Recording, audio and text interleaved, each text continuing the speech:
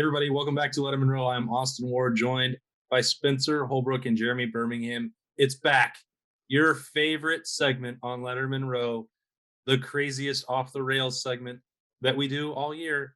It comes on Friday mornings, it comes before a game, and there is a scrimmage in the horseshoe on Saturday at noon. So it's time for bold predictions. They are back. Mine will obviously be the best. I always win, as Berm can attest. And I've got some good ones cooked up today, but guys, they made it. 15 workouts. The Buckeyes got the spring in they wanted. We're going to get to see some version of football on Saturday afternoon. Yeah, I don't know how much of it, as Ryan Day said earlier this week, he doesn't exactly know the plan or didn't know the plan of exactly how they were going to handle the game situations, how much of that we were going to see, how much of it's just going to be like, moving guys from station to station. So he said we'll see probably at least a half of real football type games. So I'm excited. And I have obviously crafted some bold predictions that will be 100% correct.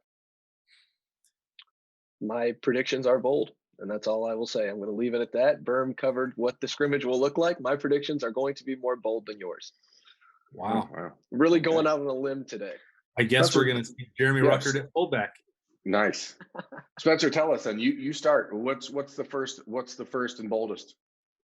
Emeka Ibuka will catch 2 touchdown passes in this 7-on-7 atmosphere because I think Ohio State will throw the ball a lot. I don't think there's going to be a lot of action in the trenches. I don't think there's going to be a lot of tackling, and I think it's going to be pretty fun. So I think you're going to see Ohio State get the ball to the freshman. I think he's going to show some 5-star ability, and that is probably the least bold of my predictions, but it is a bold prediction. You were immediately instructed to give the boldest prediction first, and now you say you went with the most milquetoast of your choices. You can tell that it's been 4 months since we got to do any bold predictions, and we are clearly in spring camp form.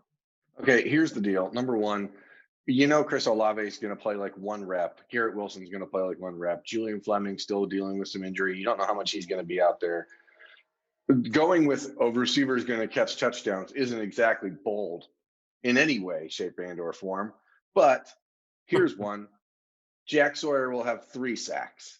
1, 2, 3 sacks in the limited spring game format that we're seeing. Because, as I just said about Spencer, but mine is correct and more bold, the Buckeyes aren't going to play their veteran defensive linemen, and they are going to be passing a lot. And the offensive tackles are going to be, guys that aren't playing much because we're not going to see Thayer Munford or Nick Petit-Frere really against Jack Sawyer. And any backup tackle Ohio State has is not going to be able to handle Jack Sawyer. Therefore, 1, 2, 3 sacks for Jack Sawyer. It could be more. It could be 4 or 5. I don't know, but he's going to be at least 3.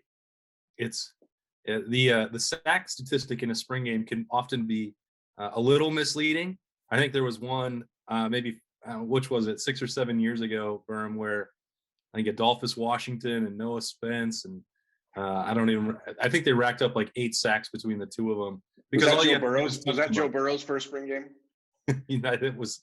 I think that was JT Barrett's first of 10, maybe. But they're so easy to get in this game, but also they're really good players doing it. Like, they're not that misleading for Ohio State's defensive ends because they're capable of doing that in games. A DeJuan Jones Jack Sawyer matchup. Sign me up to see how that goes on Saturday if we get that late in the game. I'm sure that we will. I think that with all these footballs that are in the air, with the young quarterbacks, with trying to establish some continuity and chemistry and learn the offense, I think there's a chance that even as depleted as the secondary is, that they've got a chance to make a few plays. And I think there will be 4 interceptions thrown and snagged by the Ohio State secondary. I'm not sure exactly yet. Maybe as we go along throughout this show, I'll figure out who throws which ones and who picks them off. But I'm going to start right there, that there's going to be turnovers in this game. And I would advise everyone not to panic either way, either going overboard for the secondary or worrying about the quarterbacks, because it won't ultimately matter. Yeah, I think the boldest prediction I can make is that people are going to overreact to whatever we see on Saturday. But that's the least bold prediction. Yeah, but this is opposite day. And did I not start the show with that? I apologize. No. Yeah, today's opposite day. So Spencer's predictions are all going to be right. Oh, What's your my what's my what's your next second one, prediction. Spencer? My Yeah. second prediction actually kind of goes along with Austin's. And it's going to make everyone overreact. Kyle McCord is the only quarterback who will not throw an interception. And I think that's going to send the entire offseason into a what does this mean for, we all overreacted. I think somebody on the show overreacted to Justin Fields' spring game a couple years ago. And Austin. and so I think everybody will overreact to that, but I think Kyle McCord's going to look good. I think he's going to be pretty sharp. He needs to be sharp, I think. But I think he's going to be the only quarterback that's not going to throw an interception. It's going to send a lot of people into a thought mode. I want to be very clear. This is now the second time this week that there's been this myth propagated that I overreacted to Justin Fields going 4-13 in the spring game 2 years ago. And I never said a peep about Justin Fields in the spring game 4 years ago, except the people did not pay attention to it. So I'm not sure why we're now just deciding to spread this myth, but that's because it brings some more drama to the show. okay. But I want to make sure people out there in La La Land understand that this is just pure fabricated, made up garbage. I never once said a word about Justin Fields in his 4-13 spring game performance. In fact, I think I've said Justin Fields 4-13 spring game performance more this week than I've ever said it before, because it was not important at all. And that's my next bold prediction, that whatever happens at quarterback in the spring game is not important at all, because the Buckeyes are going to have to take this battle into August. And that's where the Buckeyes are going to really figure out who the starting quarterback is. And you're going to see three quarterbacks rotated in and out, put into various situations that are going to be designed to make them uncomfortable, designed to make them make mistakes, because that's what the Buckeyes want to see, is who is going to bounce back from mistakes the best. And I think that the thing you should not do is look at how the quarterbacks play on Saturday as an indicator or some sort of barometer of what's happening next. That's next bold prediction. Quarterback play doesn't really matter. Yeah, I think, for a lot of people, for 20,000 fans, for anybody watching on TV, this will really be the first time that they get to see, the mechanics, the athleticism of CJ Stroud, Jack Miller, Kyle McCord. And if you want to take something from that, certainly you can. I don't think statistically what you're saying, Berm, these games don't generally matter that much.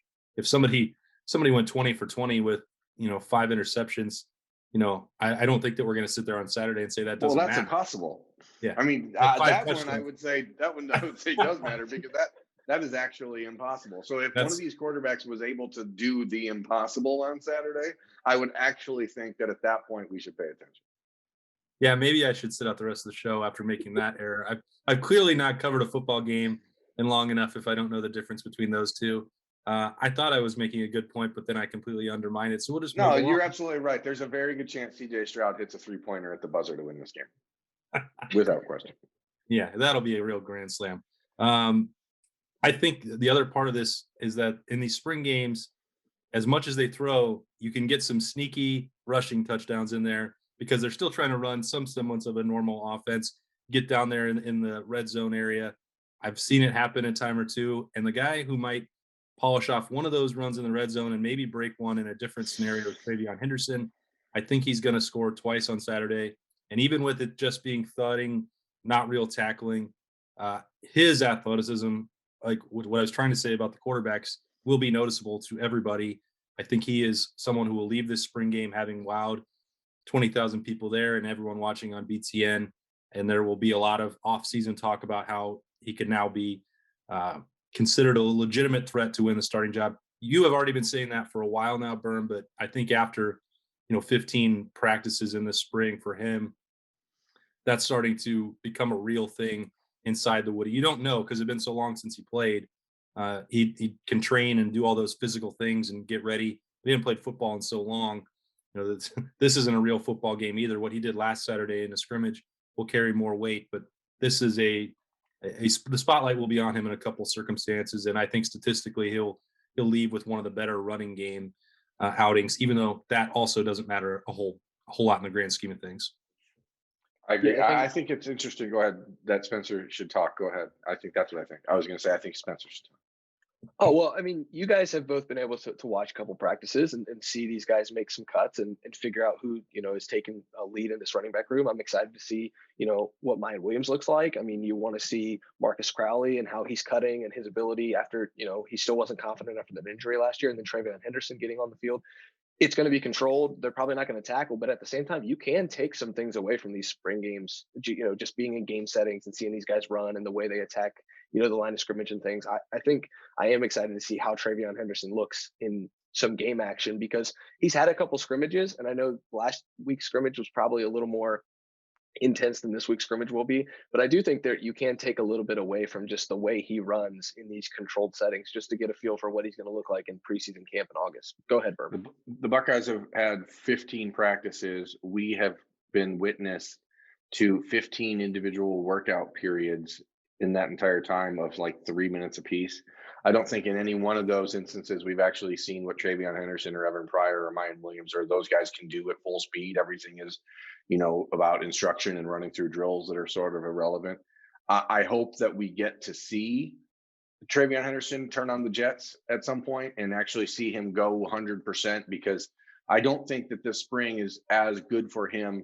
For people to see what he can do unless he's able to do that. If it's just, running off tackle and blowing a whistle the minute you get touched, I don't think it's really going to show exactly what these kids are capable of. But, I think my next bold prediction is going back to Austin's first one that Denzel Burke, who has had a very good spring for Ohio State, I think he's a player that is going to flash on Saturday.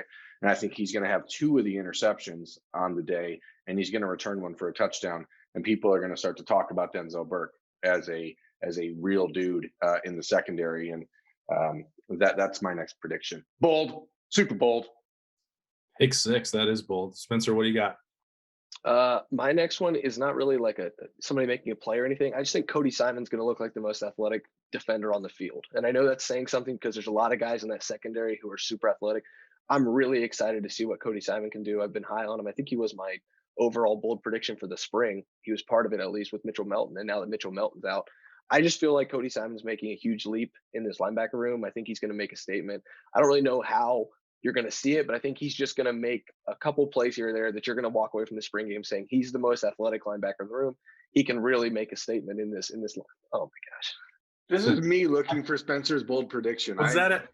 I don't see it anywhere. Has anyone seen a bold prediction from Spencer in this? Was he saving it for last? I know that in this particular episode, I don't have a lot of room to talk, but he doesn't even know how his bold prediction could be made true. Oh, this linebacker guy's going to show up. He's going to be a linebacker for sure. Come on. I'm just waiting for Austin. People expect more, Spencer. The people expect more from us.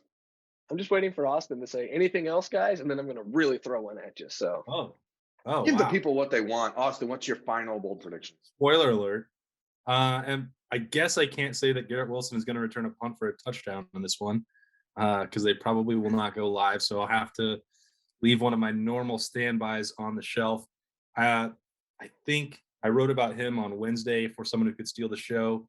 And Cade Stover, I think he's going to score 2 touchdowns on Saturday because another guy that doesn't need to play a single rep, maybe beyond the first drive, Jeremy Ruckert. Everybody knows what he can do. And then Ohio State's rules, still trying to figure out how exactly it will work with that second spot. I know that Cade has dealt with a little bit of injury and illness throughout spring. So I'm assuming that, based on what we've seen recently, he's back to full speed and will be able to go on Saturday. If not, you can disregard the last couple minutes of this, but you've got it. They're going to throw it to the tight ends. I truly believe that. If nothing else, you just, throw a bone into the summer to keep everybody happy and talking about that position like we always do. But those passes have to go somewhere. They won't go to Ruckert. Joe Royer's got a chance to maybe catch a ball or 2 in this game. Sam Hart's done some good things that you've talked about him and maybe getting his black stripe off soon for his work. But Cade Stover, he is a really, really interesting prospect at that position. He's made that a home, doesn't need to move again. I think that he's got a chance to really take off. So a couple touchdowns for Cade Stover, a couple for Travion Henderson, and 4 interceptions. That will sum it up for my bold predictions. Anything else, Spencer? I was trying to be nice and give Jeremy enough time and enough opportunity to mention this, and I cannot believe he's not using this as a springboard to beat the drum for one of his guys. Cam Martinez is going to have 3 pass breakups. He's going to have 2 interceptions. He might score a touchdown, but 3 pass breakups and 2 interceptions. And Berm didn't mention him once. This is his He's job. he's done with Cam. He's on This isn't a bold prediction to me. That's expected. Well, You asked for in that bold. case, You asked for bold. That's what I'm expecting of Cam Martinez. I expect that Cam will flash and show out what he can do. I also expect that I'm going to be very disappointed if G. Scott isn't healthy enough to get reps at tight end, because I really want to see him there in live situations. For exactly what Austin said, you're not going to see any Jeremy Ruckert out there beyond maybe 1 series. And so to me, it's an opportunity to see what G. Scott can do in a new role. And I think that after you watch what Kyle Pitts did at Florida a year ago, a receiver like G. Scott moving to tight end, if he can allow himself to get to that 230, 240 pounds, I think he can be a real problem at that spot. So I hope he gets a chance to go. My final. He probably won't. The last 2 open viewing periods, he's not going to participate. Don't pee in my cornflakes, Austin. I just am trying to make sure that we've got this clear. We've had this situation arise before. I want to see him. So, G, if you're listening, get out there, buddy. Give it a go. For me, what do you say? Last bold prediction is that Ohio State will punt a lot, and people are going to be really happy with what Jesse Mirko can do as far as his sidewinding work, his little spinoramas, his ability to put the ball inside the 5. Because hey, for the first time in forever, we should write a song called that. For the first time in forever. Is that from a Disney show? Yeah, that's called Frozen.